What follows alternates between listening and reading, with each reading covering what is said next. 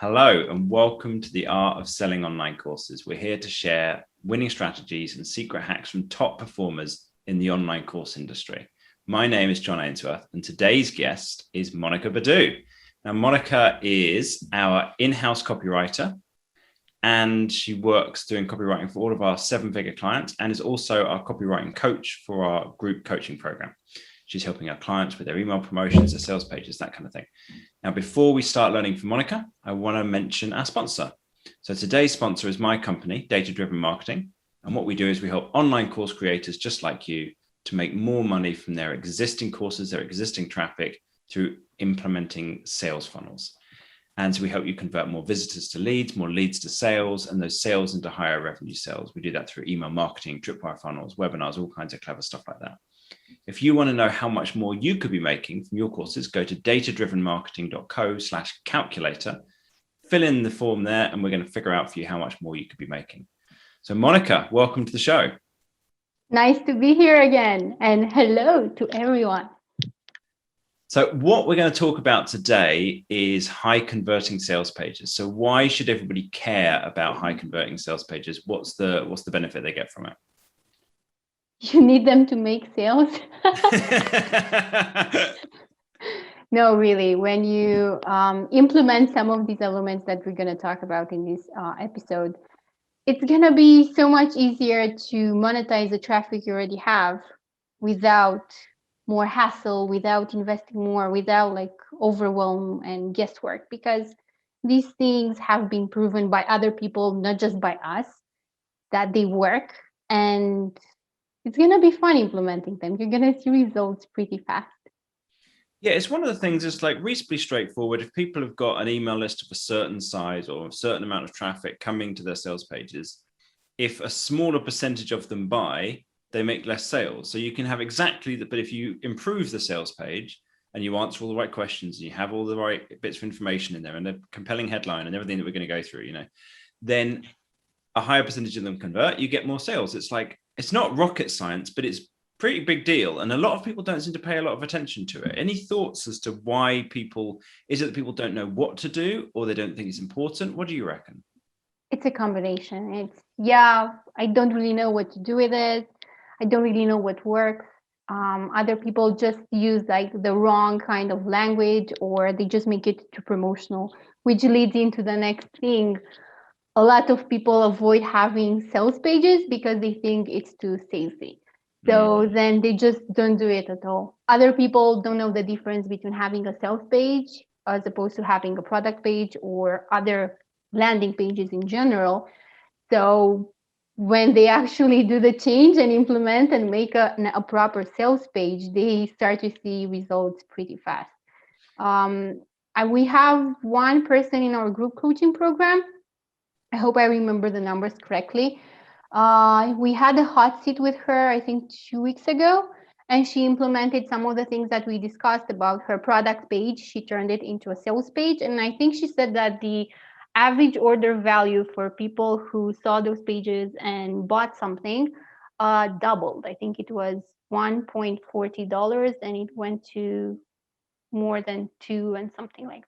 I don't remember the exact figures, but it was like in just 1 week. Yeah. So it's pretty huge, right? It's a pretty big deal. Yeah, and it's awesome because when I talk about copywriting and sales pages with online course creators, they look at me in disbelief and they expect the whole process to be very messy and very overwhelming. It's because they don't really know what the structure is and what goes where and how they can address the whole thing with, hey, buy this, without being aggressive or annoying. And I think that's it. That's like a lot of our clients and probably a lot of people listening to this are thinking, I don't want to be too salesy. I don't want to be too pushy. I've seen sales pages where it's trying to make you feel bad if you don't buy the product, and I don't want to do that, and all of this kind of thing, psychological bullying that you see people putting into their sales pages. Yeah, you really don't have to do that. So there are two things for every person. They either want to move away from a pain or they want to move towards pleasure or an objective, something positive. Now, you can use both of those, like the psychological aspects of copywriting, to get them to take an action based on emotional trigger. It's up to you to decide which one you're going to choose. but you don't have to make your audience feel bad about what they are doing or not doing to get them to buy something. It's actually the opposite. Cool. Okay, so we've talked through why this stuff matters and why people should feel comfortable about doing it. They don't have to feel like they're going to be doing something against their values. So take us back. There was a point you made earlier about sales page versus a product page versus a landing page. Could you spell that out for everybody?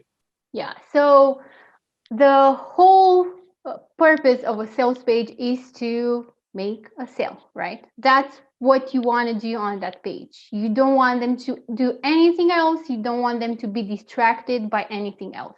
So usually when we have a sales page, we reduce the number of options the person has on that page. So we remove like the header, your normal menu with go to your blog, go to your contact, all that stuff. That just doesn't exist anymore. And we think of it as a journey, and it takes people and it acknowledges what happened before, what they heard, what they read, or what they seen before, to remind them why they are on the page and kind of give them like a sort of teaser and a reason for why they are on that page and what's going to happen on that page. It can be something, hey, you've done something before, and now you're seeing this because these two things are connected. Or you showed us in a previous something interaction that you're interested in this specific topic. If that's the case, and if you want to make more progress, here's what we have for you right now at this point. Sometimes it can be something as simple as you received a gift just because you did this action before. And on that page, the only call to action we're going to have is for them to purchase something. And when I say purchase something, it doesn't have to be, yes, buy this now, buy this, buy this. No, it can be something more, let's call it decent, something like, yes, I want to take action now, or enroll now, join us, take action now, become part of this. You don't really have to actually use the word buy or purchase. That actually triggers people, but that's a different discussion. So yeah, so on a product page, that's usually something you'd have in an e-commerce setting, and it's part of your normal website experience. In fact, it's going to be a little bit weird to send someone from your normal website into a product page that doesn't look like a product page, because those have some specific elements, like the actual stars, like the reviews people have. Now, online courses and e-commerce don't really work hand in hand. These are kind of different models, because e-commerce takes the assumption that the person who's looking at that is looking for a fast buy, a no-brainer purchase. With an online course, of course, the reasoning behind purchasing it is actually longer and more complicated. So a product page wouldn't necessarily work that well as a sales page would for selling a course.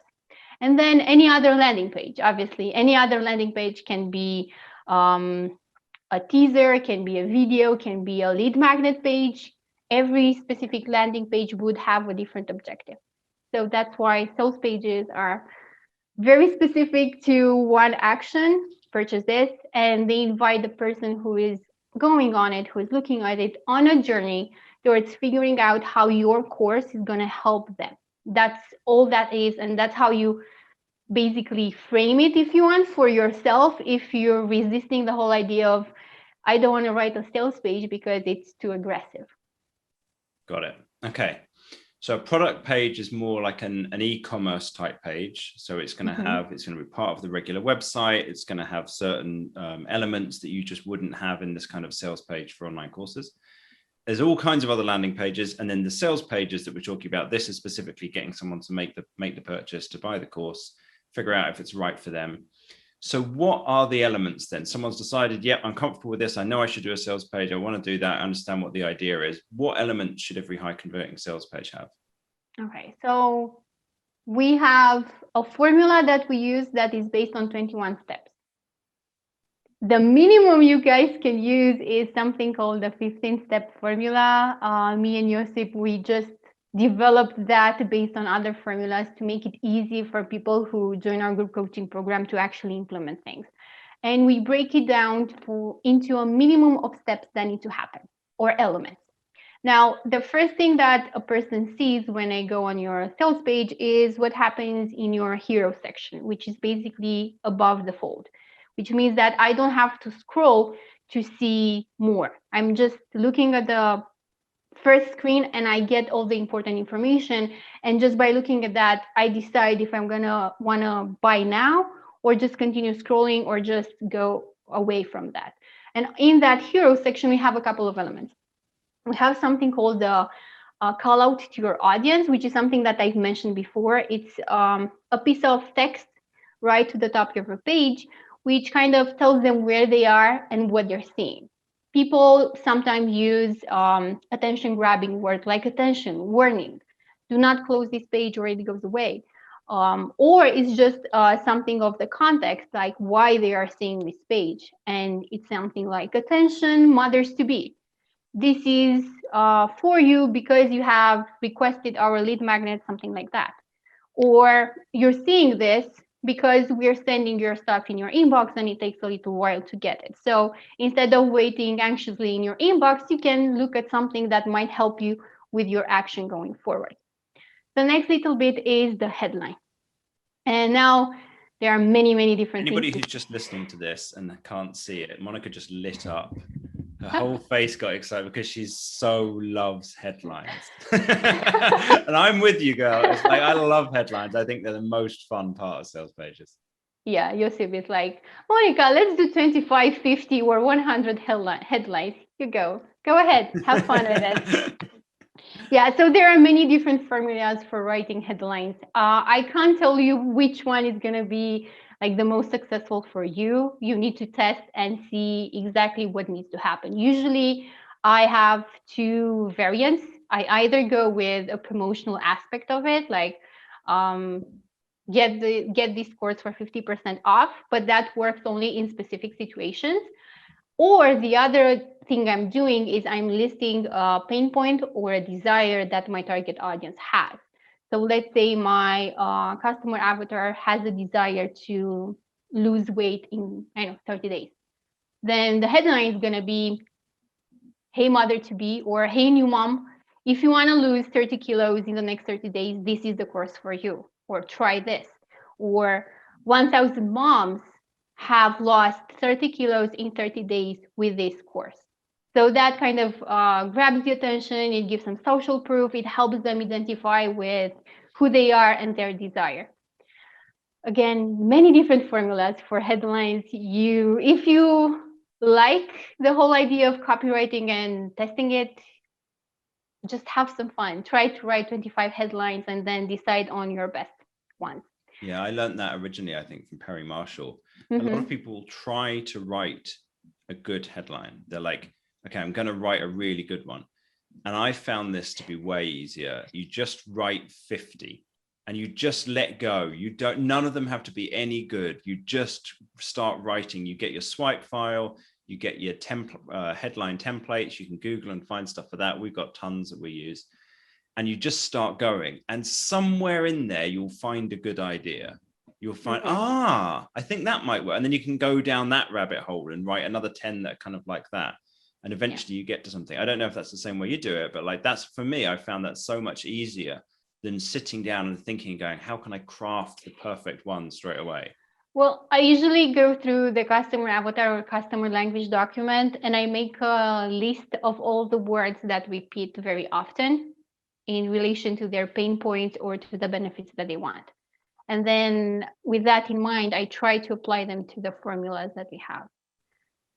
Sometimes it works really fast, other times it takes longer. Something that we say in the agency, it's better to strive for an 8 than a 10 in the first place. Yeah, 8 is the new 10, isn't it? It's like get something that's good to start with, and then we can always optimize from there. Yeah, exactly.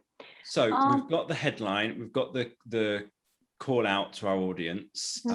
What's next?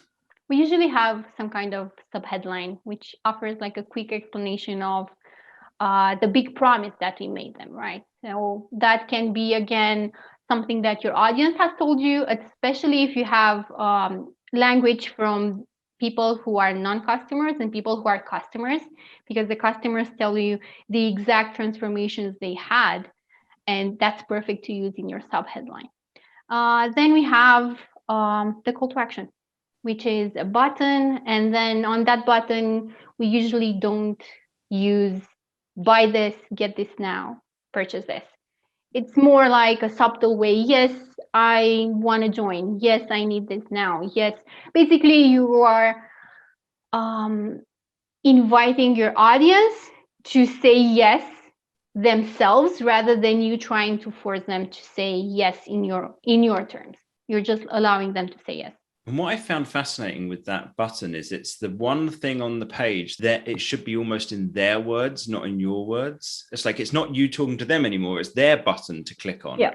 So it's like, I want this, is them saying it, whereas the rest of the page is us talking to them. It's interesting, isn't it? And not a lot of people kind of get that, grok that difference between the two. Yeah, actually, throughout your entire page, you need to make your reader to say yes as many times as possible. And people who have objections, they will need many instances when they're saying yes to actually get to the next step. So the actual button, if it contains a yes, then that's like the first iteration of them saying an actual yes to your offer. Or yes, this is me. Yes, I'm considering joining this. Now, under the button, we usually have some smaller bits like get lifetime access or money back guarantee, because those reinforce the message and take away some of the risk and answer some objections from the get-go. Like some people would be asking, okay, I want this. Yes, this sounds like it's me. But what if this doesn't work? Am I covered? And then you have that small text that says lifetime access and money back guarantee, no risk, something like that. And then under the button, whenever it's possible and it makes sense, we have a countdown that works so well for urgency and scarcity. And that is actually real urgency or scarcity. It's not like if you enter again, you're going to see that again. No, it's just then on that page. That's very important because customers nowadays are smart and they know how the internet works. They know how sales pages work. So if you're trying to fake it, they're going to know. Okay, so that's the hero section. Usually in here, we might have a video whenever we have that available. Sometimes we don't really have it, but if you have it, it's like a maximum of 2 to 3 minutes. And it basically is a summary of what they're going to read on the actual page. And what's important is that you need a call to action at the end of it. Tell them what they need to do. Something like, if they sound like something that you'd need or that you'd want, click the button, say, yes, I want this now. Yes, I want to join now. And be part of our community or get instant access when you hit the button, something like that. So it's important to tell them to take an action. Yeah, you got to make it really simple and straightforward for people, haven't you? A confused customer never buys. You've got to say, this is the next thing. If you like this, do that. It's like, just make it really simple for people. They've got busy lives. They've got other stuff going on. There are so many pictures of kittens they could go and look at. It's like, don't make them have to think too hard about what the next step is. Just let them know. Yeah, and something I would also add right here, since we're talking about the hero section, you need to take into account what they have seen and heard before and make sure that the page they are on now either has similar copy or a similar tone of voice and some design elements. They don't have to be powerful or they don't have to be really smart, but they do have to be in tone with what they've seen before, because there's something in your brain that triggers when you are subjected to a swift change of pattern. It's similar to going into another room really fast and then forgetting why you're in the kitchen. You're not getting enough sleep still, Monica. Well, Cialdini explains it. It's not me. It's not that my memory is off because I had a baby. No, it's actually our survival instinct. And whenever we are faced with fast change of pattern, design, image, whatever, our brain freezes for a moment as it tries to take in the new environment. And you're like, okay, what happened? And on the page, it's like, what is this? Why is this so different? Something is off. So since we're still talking about the above the fold part. Got it. Okay. So anything else above the fold? No, just like have a headline that grabs your attention, that is clear, have a subheadline. Both of them should in some form reflect their customer language. Have a clear call to action that gets them to say yes, avoid buy or purchase. Try to use some urgency or scarcity and have the call out. Make sure they know why they're on the page and what's about to happen. Great. All right, cool. So what's under the fold? What's next? The way I explained it to the people in our group coaching program, it's a section called PAS, Problem, Agitate, Solution. It's a very basic copywriting framework, and many people are using it. So this can be one section, it can be two sections, it can be actually three sections on your page. It kind of depends on how much stuff you have about the problem and your solution.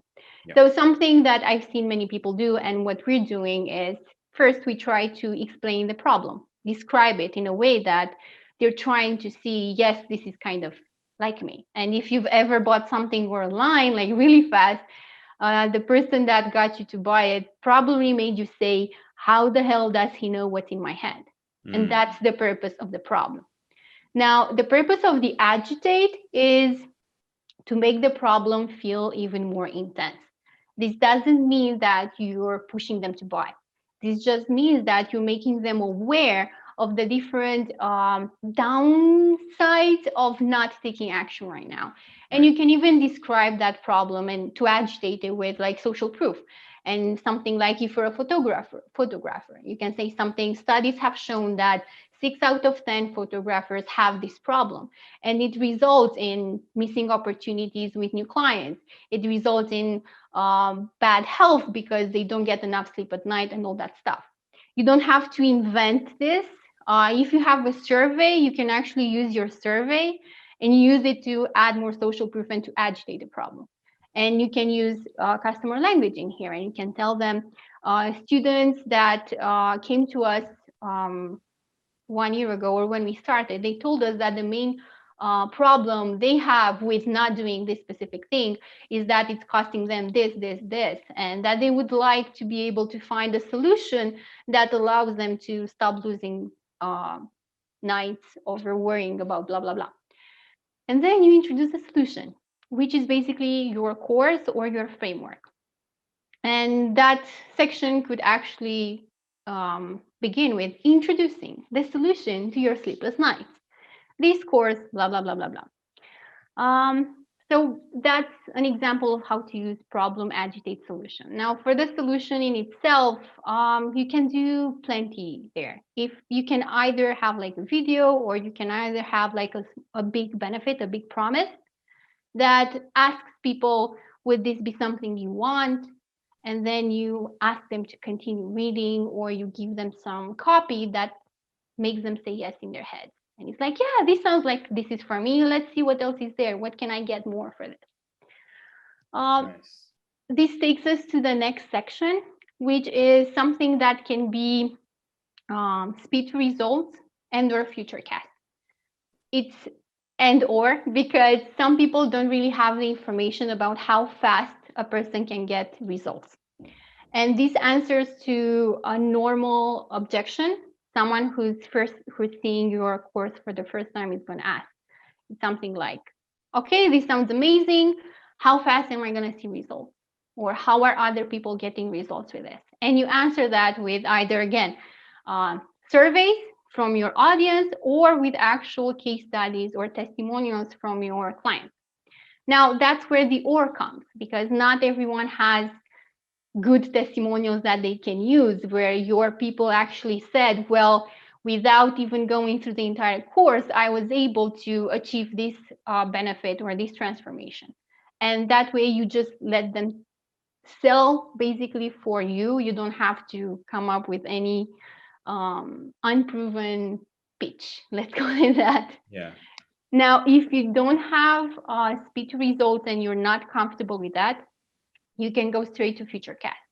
Now, Futurecast is basically a scenario that you describe it using as many senses as possible to get your audience to identify with the transformation that your course can offer. And usually it starts with something like imagine, picture. And these are very powerful words that even when reading, it actually creates an image in their head.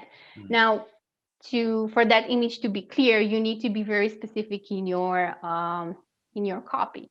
And for it to make sense, you need to know your customer avatar. You need to know what their normal day is like. Are they drinking coffee?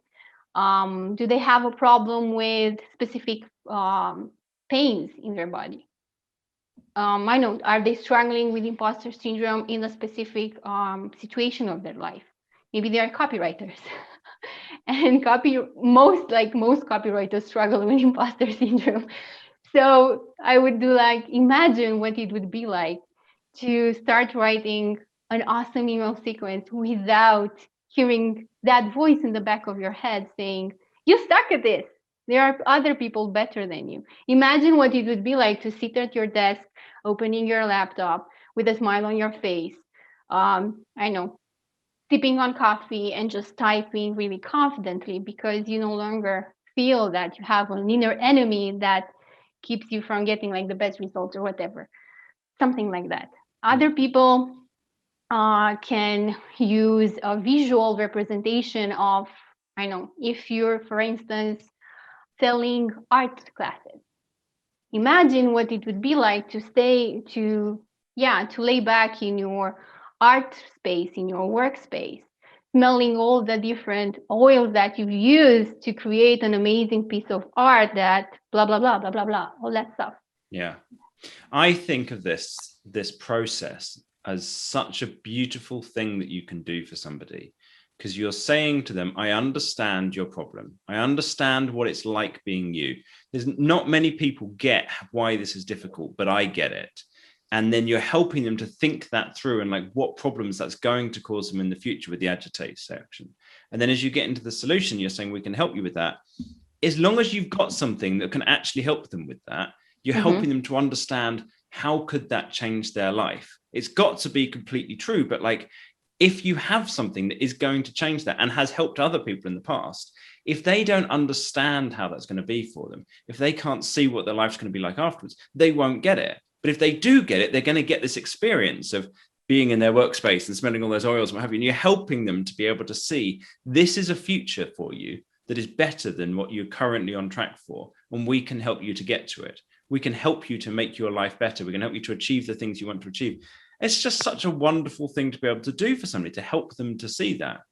Yeah. And I just feel like a lot of people miss out on this because they think, oh, no, it's about being aggressive and lying and telling people stuff that's not true. Or I just tell them about the features of the product and I don't mention anything about emotion at all. And both of which are so missing out on this opportunity to help people. And I really feel that's what sales pages do. Yeah. And your people have told you that. If you have a survey, they told you what was the transformation and how it helped them. They have told you that. Yeah. And it's your job to help other people who have the same issue to understand how your solution could work for them so they can improve their life as well. Because it's not just one aspect of their life that you're helping them. You're basically reducing worry and concern or pain in a specific area of their life that is actually impacting their entire life. So if you can't sleep at night, you're probably not doing very well at work or at school. You're probably very angry at people around you. You want to isolate yourself, so you're not enjoying life as well. You have pain in your body because you're not taking rest. So basically with that Futurecast scenario, you help them imagine what it would be like if those problems no longer exist. And giving people hope. Yeah, you give people hope and you are actually doing something psychologically to them that gets them closer to taking an action. And it doesn't necessarily mean to taking an action to buying your course, but to taking an action to achieving their specific objective, because in their head, they are imagining the results and they are living the results, especially if it's described really well and uses the right emotional triggers. They are feeling and living that Futurecast. That's why it's so important. They're like already there. Nice. Okay, so we've gone through all these steps so far. We've done pain and agitation and solution, and we might have done future casting. What's next? What happens after that? Well, usually you can either talk about the benefits right here or meet the instructor. It kind of depends on your specific industry and what people care about. There are specific industries for online courses where people care about the credentials of the instructor, right? So it's like, this is amazing. Yes, the problem is true. I know, yeah, I'm really aware of what happens if I don't solve this problem. Yes, I want that Futurecast. Yes, I want those results. But are you like real? Are you for real? Who's doing this?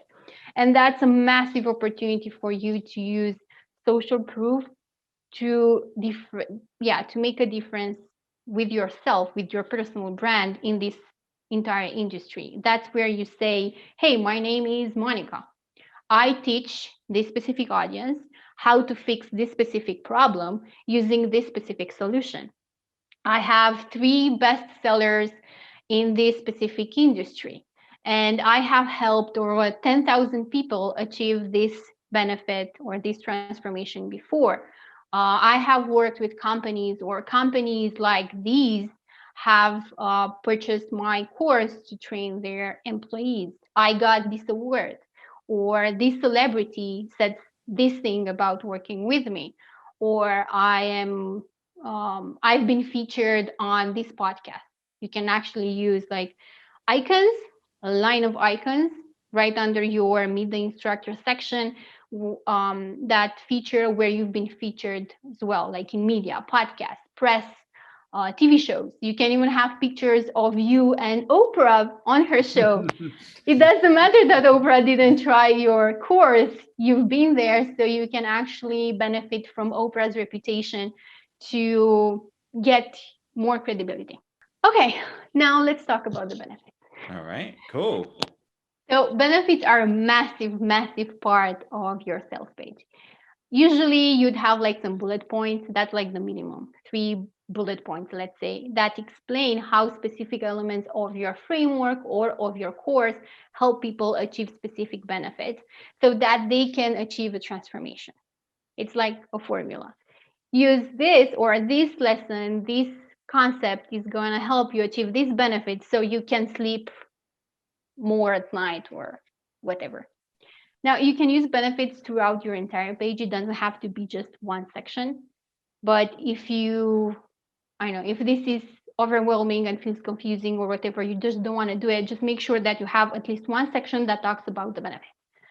And it can be something very minimal, like major benefit, subheadline, and then 4 columns or 3 columns that have an icon representation, and then spelling out how this concept is going to achieve you get this benefit so you can enjoy this transformation. You can do just that. Or you can break it down into multiple benefits, and you can actually use testimonials or case studies to support that benefit or transformation. It kind of depends on what you have at hand. All right. Great. So this, and anybody who's listening is just thinking, I just put in the features in the course, is probably like, oh my goodness, I can't believe I'm missing out on so many bits now. But there's more, isn't there? So once we've gone through the benefits, what's the next section after that? Well, you can have a dedicated section with social proof where you only have like testimonials. Ideally, you don't need 1,000 testimonials. You can use like 3 testimonials, but those testimonials are really good and they walk the person reading that through the before and after transformation. Mm-hmm. So before I discovered this course, I was struggling with this specific issue. I was confused and looking for a solution. And then I found this solution with this course, and I was amazed to see the transformation. So that would be like a skeleton of what you'd like a really good testimonial to say. If you don't have that, use as many testimonials as you have. You can use YouTube comments. You can use comments from your actual learning area. You can use reviews from Facebook. You can use even the stars, like 90 people review this to be like 5 stars out of 5, whatever you can use. put it there, because if you don't have it, it's going to look weird and it's going to trigger people, because at this moment they're looking to see, have other people had success with this? What are what are the results other people had? Yeah, and that's like a totally reasonable thing in the buying cycle, isn't it? To be going through, to think, okay, this sounds good, but does it definitely work? And so they've got that question in their mind, and so you've got to answer it, right? You've got to be able to say, yes, this does work for people like you, and here's some proof of it, so that they can go, okay, cool. Oh well, maybe I'll get it then as well.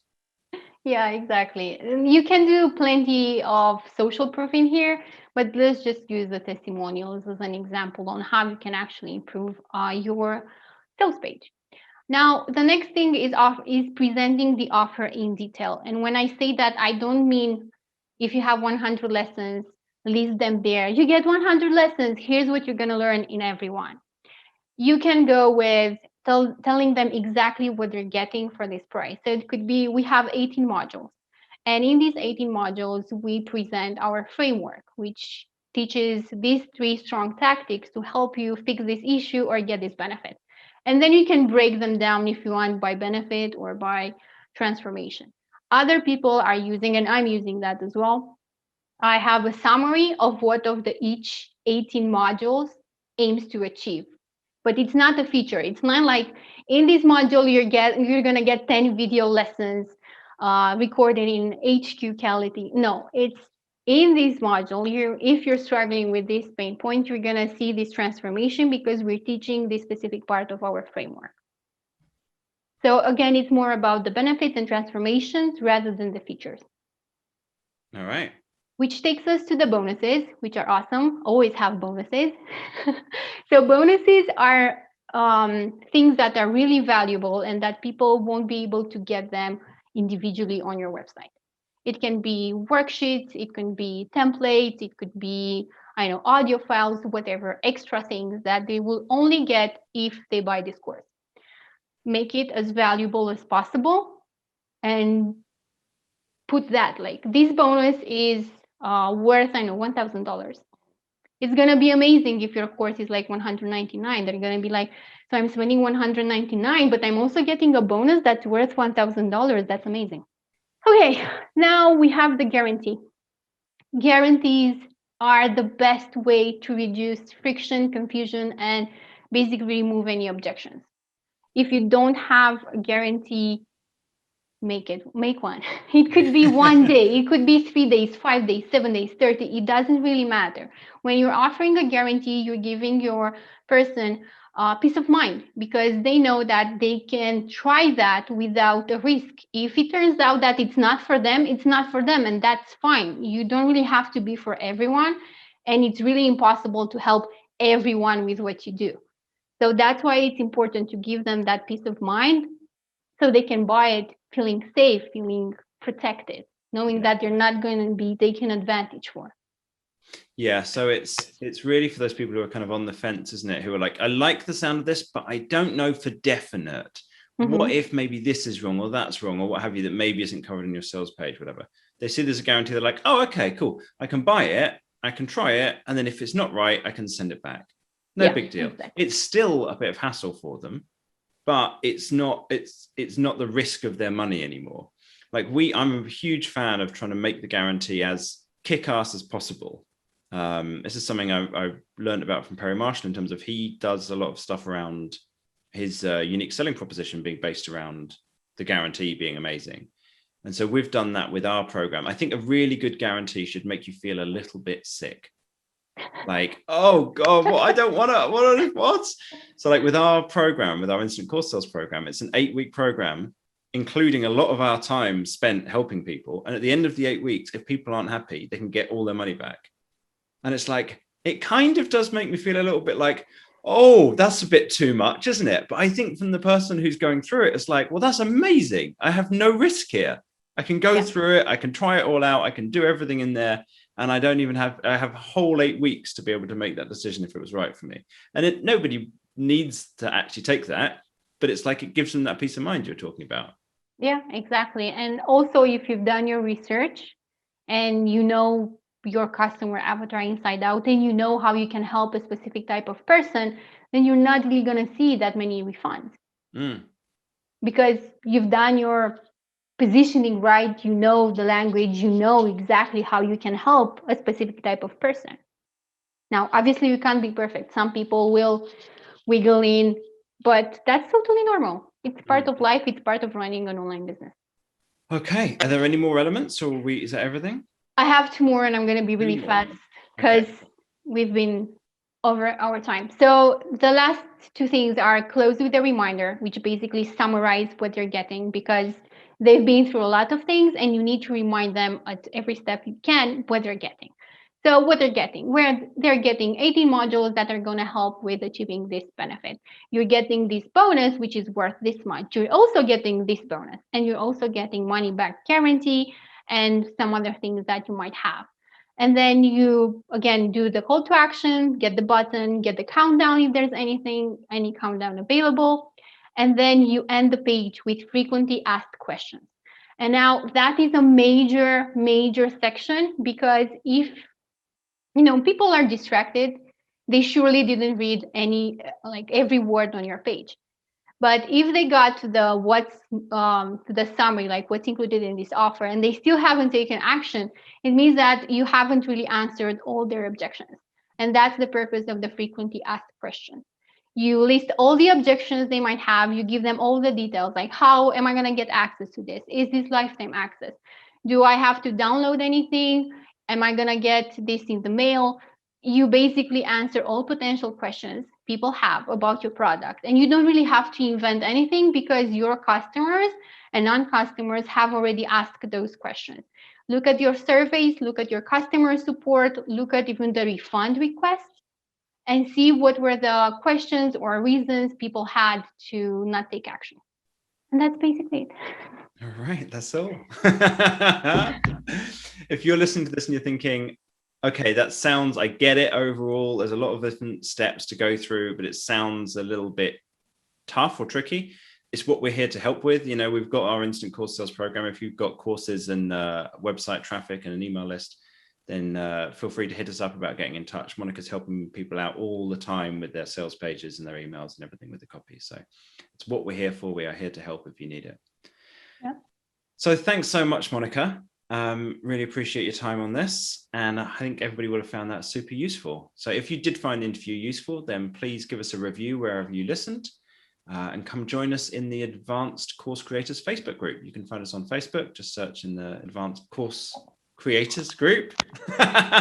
And you'll be able to get early access to future interviews and support with growing your online course sales. So thanks very much again, Monica, and I'll talk to you guys later. Bye.